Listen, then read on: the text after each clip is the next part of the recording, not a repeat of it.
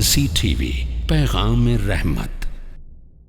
کہ محرم کا جو روزہ ہے وہ مستحب ہے، مسنون ہے، اسے رکھنا چاہیے۔ آخر محرم کے روزے کا یا عاشورے کے روزے کا ثواب کیا ہے؟ الجواب بعون الوہاب۔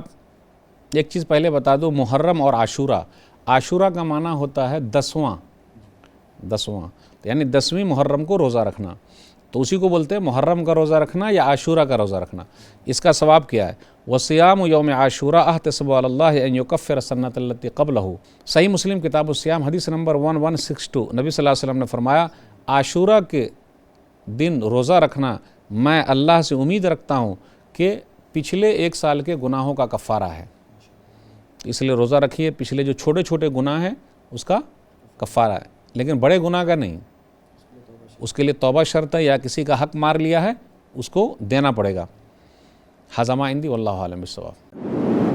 مرسی ٹی وی کے مزید ویڈیوز کے لیے ہمارے چینل کو سبسکرائب کریں اور بیل آئیکن کو کلک کرنا نہ بھولیں۔ جزاک اللہ خیر۔